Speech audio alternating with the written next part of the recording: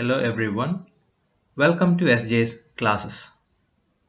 This is the third and final video lesson pertaining to my discussions on the poem The Story of the Axe written by the renowned Malayalam poet Balamani Amma. This poem was written in Malayalam and was translated into English by K.M. Krishnan. After watching the first two parts, you must have understood that the speaker of the poem is Parashiraman, a mythological figure who is considered as the divine being behind the creation of the state of Kerala. It is his plight and evolution through recognition that we witness as readers of this poem. Parashirama is atop Mount Mahendra, from where he watches the land that he created. He sees that the land is in a festive mood, and he also understands that it is not for him or in remembrance of him that the crowd is reveling. Then he goes on to narrate his past life. He talks about how he killed his mother, Princess Brenuga, on his father's request, how he roamed around the land of Bharata, how King Kartavirya attacked his hermitage, and as a result of which he attacked Mahishmati and killed Kartavirya. He also talks about how Kartavirya's sons killed Jamadagni, his father, and thereby became the victims of his insatiable thirst for revenge. Finally, Parashurama repents on his doings, his act of wasting the power of penance. That is from where we will begin today. The wind and the sea repeat the curse. You have wasted the power of penance. Callousness turning to grief, revealing the saintly serenity of the soul. So this is what has been tormenting him for a while. The idea that the thought that he has wasted the power of penance. And this is something that was warned earlier by his father Jamadagni. In the earlier stanza, we understood that Jamadagni criticizes him for spending the spiritual wealth of saintly forefathers in pursuits of vanity, and he had advised him earlier that we should spend such spiritual wealth for the good of the world and not for pursuit of vanity. So this thought has been tormenting him, haunting him earlier, and even now this doesn't vanish from his mind. The wind and the sea repeat the curse. You have wasted the power of penance, the power that Parashurama gained through the penance, through the tabas. Callousness turning to grief. Callousness means lack of feeling. This particular lack of sensitivity, lack of feeling, it turns to grief. He becomes sad, revealing the saintly serenity of the soul. Finally, he understands the serenity in him, the calmness, the innocence in him. An axe cannot combat evil, it only piles up evil and more of evil. So, the recognition, the understanding that he comes to is that an axe cannot combat evil. His axe, which was gifted to him by Lord Shiva, it cannot actually combat evil. What it does is it piles up evil and more of evil. So, this is in reference to the series of killings that he did as part of his revenge. He wanted to take revenge on Kartavirya's sons who killed Jamadagni, Parashurama's father. And finally, he comes to this understanding that this axe, this gift, can only pile up evil, more and more evil. I roam forests seeking the succor of sages for the anguished mind. Some say, give away the lands conquered, the sacrifice of the trophy is balm to the sinner. So he again roams around, wanders around, just like he did earlier. He goes around seeking the succor of sages. Succor means assistance, the assistance that you get when you are in great pain. Great pain. The succor of sages for the anguished mind. So his mind is in great pain because of his actions, because of the deeds that he committed earlier, because of the revenge that he did on Kartavirya's sons, on Mahishmati, the kingdom. And some say, so some of the sages give him the solution: give away the lands conquered. The sacrifice of the trophy is balm to the sinner. So the solution that they suggest is give away the lands conquered. So give away, return the lands that you have conquered. The sacrifice of the trophy is balm to the sinner. So when you sacrifice what you have achieved, it would heal you. It heals the sinner. Now this, is this reminds us of the lines that we read in How to Go to the Tower Temple, written by K. Sachidanandan. In it, Sachidanandan says, "Renounce greatness. There is no other way to be great." So these lines are somewhat similar to the idea that K. Sachidanandan propounded through his poem How to Go to the Tower Temple. Here the sages say, the sacrifice of the trophy is balm to the sinner. What shall cure you, what shall heal you, is what you have achieved. I did gift tracts of land to Brahmins, yet knew no happiness, no respite. The restless mind taunted. You are contemned by the Aryas. You will not reign long here. So, on the suggestion, on the advice of the sages, he gives tracts of land, means areas of land to Brahmins, but still he did not get any happiness. He did not get any respite, which means relief. The restless mind taunted. It kept on provoking Parashirama. His mind kept on provoking Parashirama by making fun of him. His mind said, "You are contempt. You are contemned by the Aryas." Aryas are the original inhabitants of Bharatavarsha. I had said in my earlier video lesson that Bharata, our country, was earlier called as Bharatavarsha. Varsha means a piece of land. And this was the ancient name of India. And the inhabitants of Bharatavarsha are Aryas. He believes that he is contemned by the Aryas. He has been cursed by the Aryas, and he will not reign long here. He will not live long here in this particular place called Bharatavarsha. Sitting down by the shore where the sea touches the sky, listening to the rhythms of the world outside, I fixed my senses on the soul of the universe and performed pranayama at a leisurely pace. So this is something that he does to calm himself. He sits down by the shore of the sea, and he listens to the rhythms of the world outside. He listens to the wind, he listens to the sea, so he listens to the rhythms of the world outside. He fixes his senses on the soul of the universe, and he performs a pranayama, which is a practice of breath control in yoga. And this is normally done to strengthen the connection between mind and body. So he does this sitting down by the shore. Then flashed the images in quick succession of mother, victim of tradition, of father who died for my fault, of countless other lives that fell victim to the insatiable bloodthirst of a white axe. Lifting the divine weapon from my shoulder, I hurled it afar into the great beyond. Then flashed the images in quick succession. So, this is the point where he undergoes an epiphany or a revelation. He understands his faults. He comes to this recognition. Then flashed the images in quick succession of mother. So these are the images that come to him of mother who was a victim of the tradition, that the sinner must be punished. Of father who died for my fault. So it's because Parashirama killed King Kartavirya that Kartavirya's sons took revenge on him by killing Jamadagni. So Parashurama believes that it's because of him that Jamadagni died.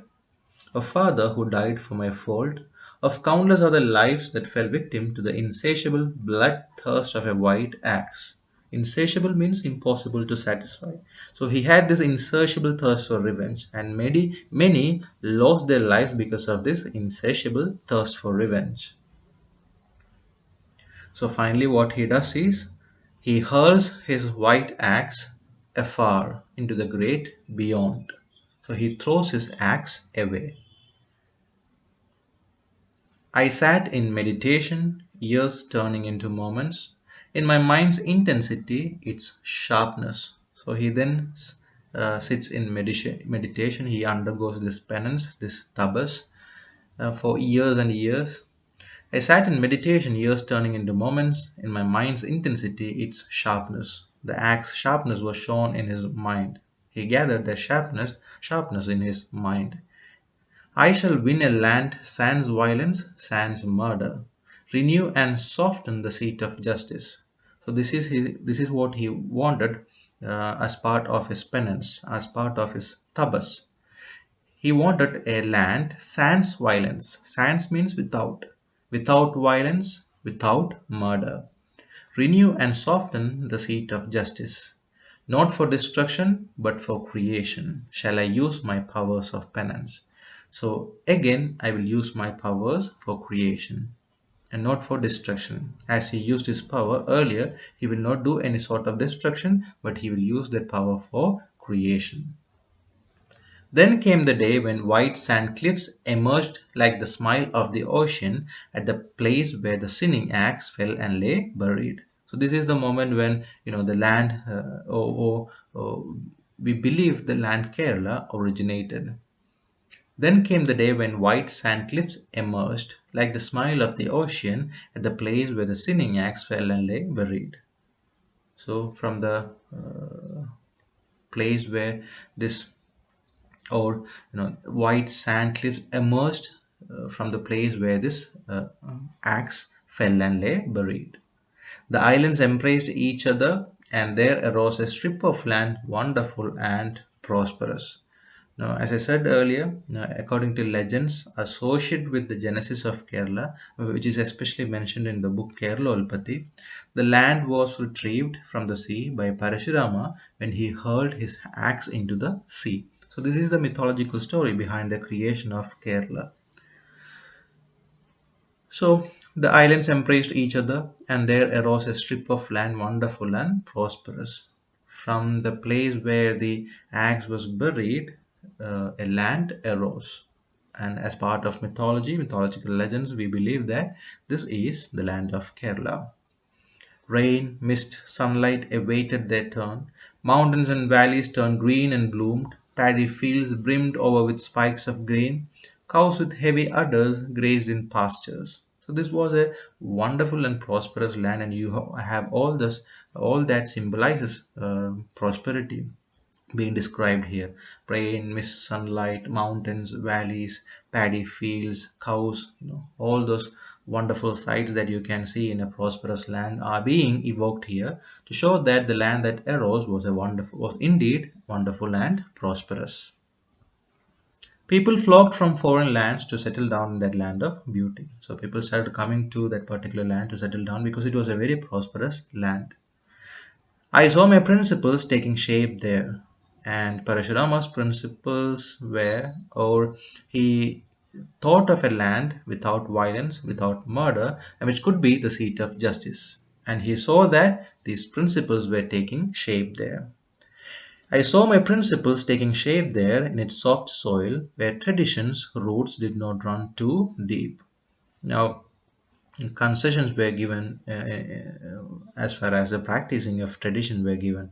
Nobody stuck to the tradition because his mother was a victim to tradition. So Parashurama did not want tradition to take deep roots in that particular land, and he understood that tradition's roots did not run too deep.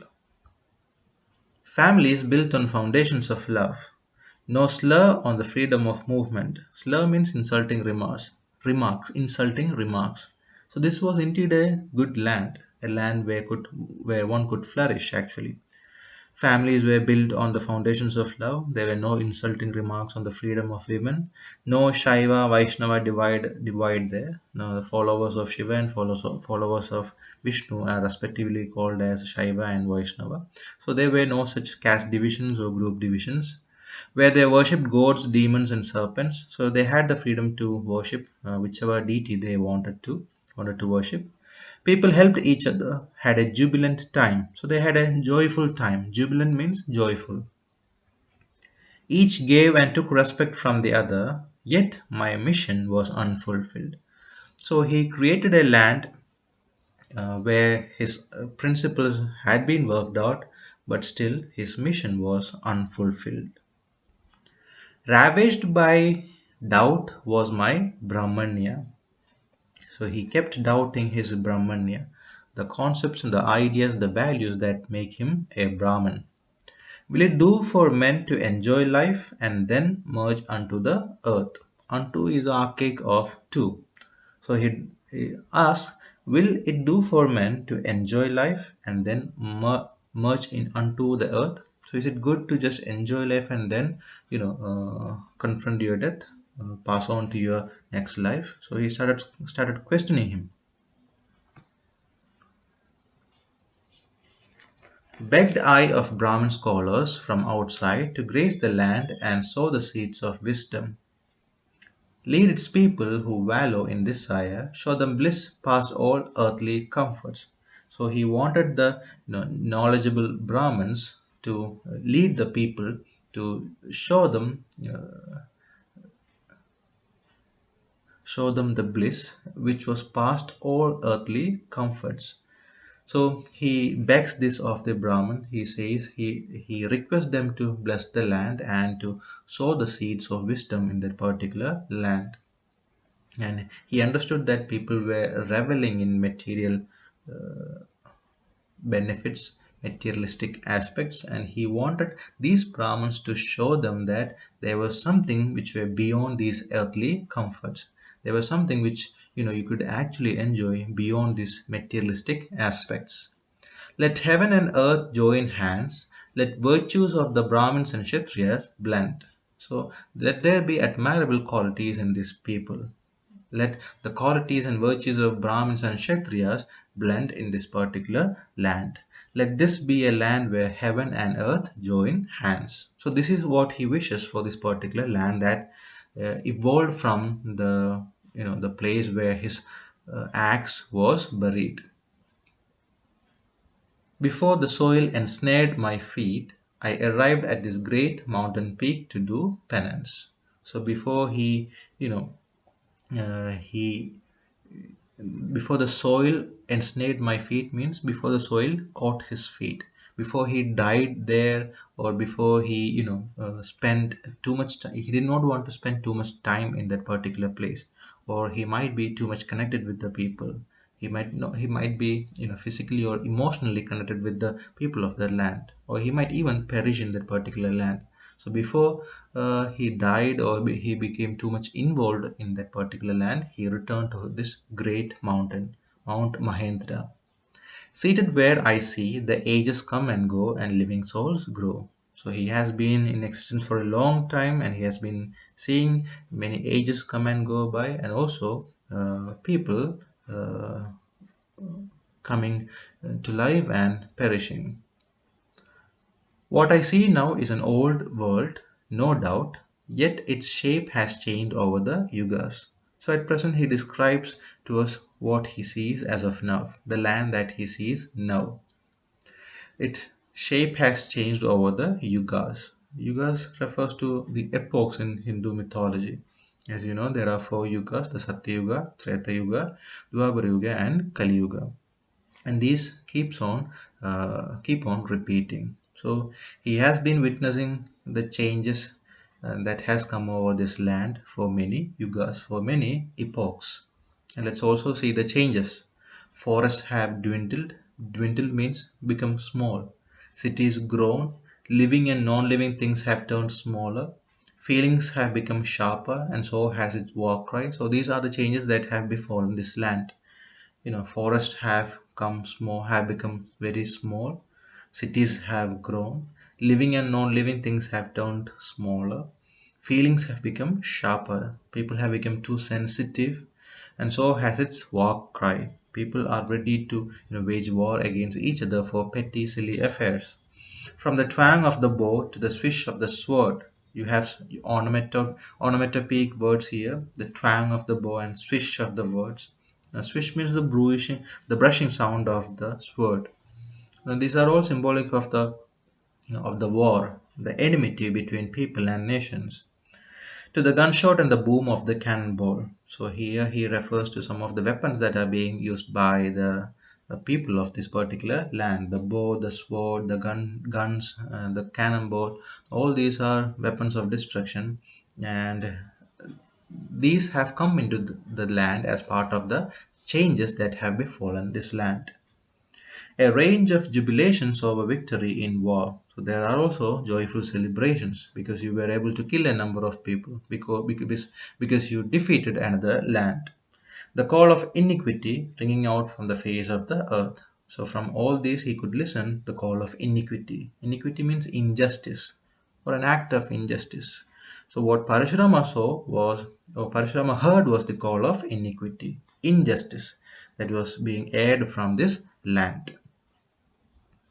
I am upset to see many who follow my former wrongful path.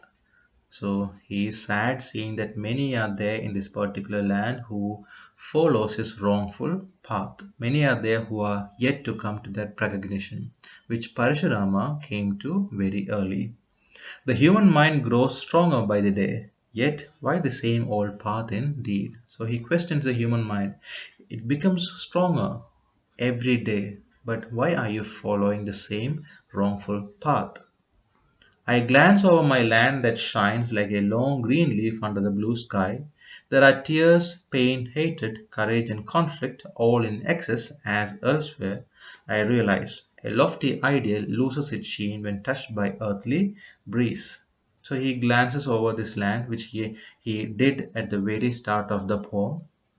He again describes the land as a long green leaf under the blue sky, and he says there is a lot of tears. Means it represents sadness, sorrow, a lot of grief, pain, hate, courage, and conflict among the people, and everything is in excess. All these emotions are in excess. I realize a lofty ideal loses its shame. Man is losing himself for the material aspects. The lofty ideal, a land without violence, a land without murder, a seat of justice. These were the principles upon which he built the land, or he, evolved the land. But it's losing its sheen, and it happens when it is touched by earthly breeze. This earthly breeze is symbolic of the material aspects, earthly blessings, earthly aspects that you enjoy when you are here on this earth. And virtue can turn into vice in the human mind. Good can turn into evil. You may blame and blame. You can continuously blame. How long should one live to realize one's own mistakes? So he asks these questions to all of us human beings. How long should one live to realize one's own mistakes? We are in the same path that Parashurama sojourned years ago, or in his early part of life, and he says that we are actually following his wrongful path. And how long will we have to live before we come to this understanding that we are committing mistakes? Look at my people with our axe marked hearts. So we have this axe mark on our heart. We are carrying the sin that he committed, or as he said earlier, we are following his wrongful path. Tears well up in my eyes, and when I think of them, swayed they are by a mix of traits. They are influenced by, or they have mixed traits, as they are combination of, probably as he said earlier, of the many different communities that were brought together. Courage, dissatisfaction, quick temper, deep anxiety. You can see all these traits in them, all these features in them, like just like you saw different feelings in them earlier. The sorrow, the pain, the hatred, courage, and conflict that you saw in them earlier. Was it another mistake to bring Brahman and Kshatriya powers together to breed restlessness in the people? So he again questions his act of creation. Parashurama contemplates over his act of creation. He asks himself, was it wrong to create this land? Was it wrong to bring these people together? Yet I feel relieved. My land decks up, my people revel. So he feels relieved at some particular point. Yeah, his land. He calls this his land. My land decks up. It's decorated. My people revel. My people are celebrating. But what are they celebrating? That is what makes Parashurama even more sad. Not for this man of adventure. He calls himself a man of adventure, and it's not for this man of adventure that the people are celebrating and the land is decorated. Not for this soldier who passes his days in torment, counting mistakes committed in wrath. So the celebration is not for the soldier whose name is Parashirama, who passes his days in torment, in great pain, counting mistakes committed in wrath, remembering the great sins that he committed earlier in his life. It's not for him that the land is celebrating or the people are reveling. They revel for a genial deity. Genial means diffusing warmth and friendliness. So they are celebrating a genial deity. Deity means a supernatural being, a god or a goddess, an icon of humility that saw God in the bare food that was placed on his head. So the people are celebrating a genial deity who saw God in the bare food that was placed on his head. Now the reference is to the myth behind the festivity of Onam. This is connected with the story of Mahabali, the legendary Asura king of Kerala, who was driven to the underworld by Vamana, an avatar of Vishnu. The story Vamana narrates that Vamana appeared before Mahabali and begged him to part with land measuring an area of 3 feet. Mahabali generously agreed to Vamana's request, whereupon the latter grew into gigantic proportions and measured the entire world with his 2 feet. Where was the third foot of land promised? Mahabali, in all humility, bowed before Vamana and showed his head. Vamana placed his foot on Mahabali's head and pushed him down into the underworld. Onam marks the annual return of Mahabali to visit his erstwhile subjects. So, this is the mythology behind the celebration or the festivity of Onam. And Parashurama says his land, the land that he created, does not revel for this man of adventure or this soldier who is, spending his days in torment, counting the mistakes that he committed during his earlier life. And the land is reveling, celebrating a genial deity, a deity named Mahabali. So that is the point where this poem ends. I hope you have a clear understanding of this poem. Thank you so much for being with me. If you have any comments to make or any clarifications to make, please do use the comment space which is below this video so that you can clarify all your doubts. Thank you so much for watching this video lesson.